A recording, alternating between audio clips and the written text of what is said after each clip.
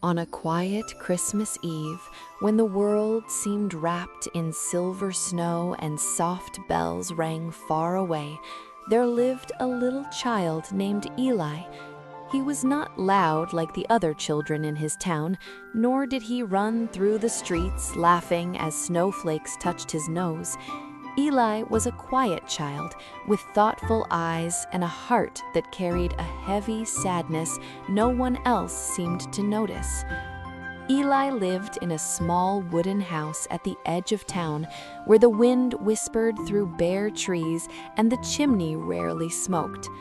Inside, the rooms were clean but empty, filled with silence instead of laughter. His mother worked long hours, and his father was no longer there to tell stories by the fire. On most days, Eli sat by the window, watching other families decorate their homes with twinkling lights and wreaths made of pine and red ribbons. Christmas had arrived, but joy had not. That evening, as snow began to fall more gently, Eli held a small, empty box in his hands. He had found it in the attic earlier that day. It once held something special, though he did not know what. He imagined what it would feel like to open a present on Christmas morning, to feel surprise and warmth rush through his heart. But he knew there would be no presents for him this year. His family had little, and Christmas wishes were often replaced with quiet hopes. Still, before going to bed, Eli placed the empty box near the window. He did not know why. Maybe he hoped that something magical might happen. Maybe he just wanted to believe. High above the town, far beyond the clouds and stars, Santa Claus was making his final checks. His sleigh was ready, the reindeer stood patiently, and the sack of gifts rested heavy behind him. It was a long night ahead, and Santa's eyes sparkled with kindness as he looked down at the sleeping world below. But then, something unusual happened. As Santa glanced at his long list one last time, his smile slowly faded.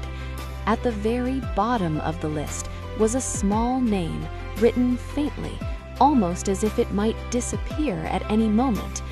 Eli. Next to the name were only a few words. A good child, very quiet, very sad. Santa's heart tightened.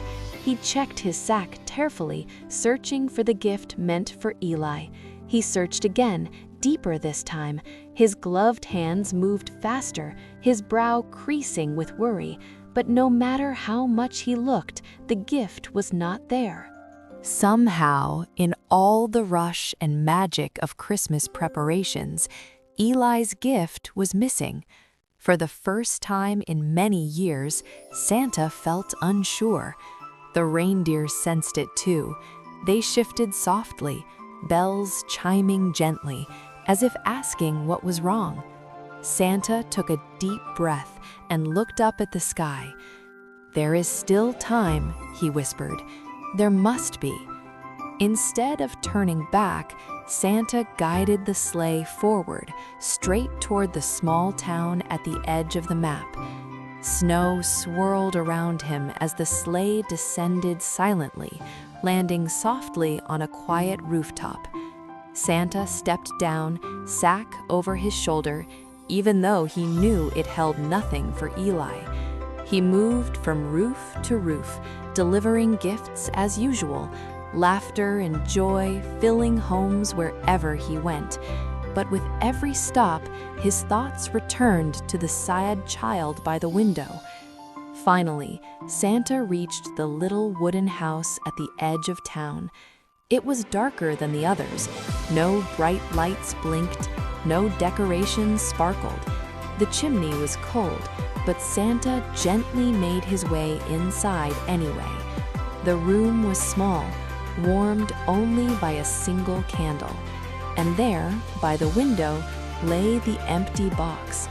Nearby, curled up in a thin blanket, slept Eli. Santa knelt quietly, watching the child's peaceful face.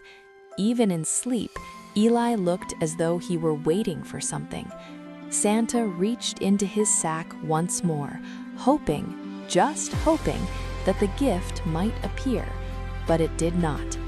For a moment, Santa felt the weight of all the joy he carried for the world and the sadness of this one missing piece.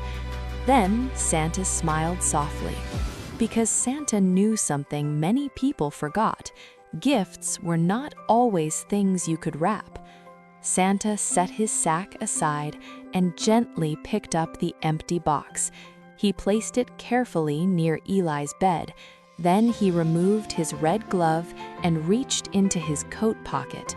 From there, he pulled out something small and glowing, not an object, but a warm, golden light that shimmered like a living spark. It was kindness. It was hope. It was the magic that had powered Christmas for centuries. Santa leaned close and whispered, not into Eli's ear, but into his heart. "You are seen," he said softly. "You are loved. You matter." As he spoke, the golden light flowed gently into the empty box. It filled the space completely, glowing brighter and warmer with every word. The box no longer felt empty, it felt alive. Santa stood, placed the box back where it belonged, and quietly left the house. Outside, the snow seemed to fall more gently, as if the night itself had softened. Morning came slowly. Eli woke as pale sunlight slipped through the window. For a moment, he forgot it was Christmas. Then he saw the box. His heart beat faster. Carefully, he picked it up and opened the lid. There was no toy inside, no candy, no ribbon. But as Eli looked into the box, warmth spread through his chest. A feeling he had never known filled him completely. Comfort, courage, and a quiet happiness that made his eyes shine.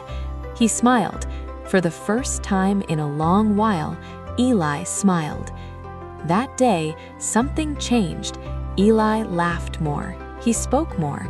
He helped others, even when he had little to give. And wherever he went, people noticed something special about him. It was as if he carried a light inside him that never went out. Years later, Eli would grow up to become someone who brought joy to many children, especially those who felt forgotten. And every Christmas, he placed an empty box by his window, not because he needed a gift, but to remember the night Santa gave him the greatest present of all. Not something to hold, but something to feel. Ho, ho, ho! Merry Christmas! Ho, ho, ho! Merry Christmas!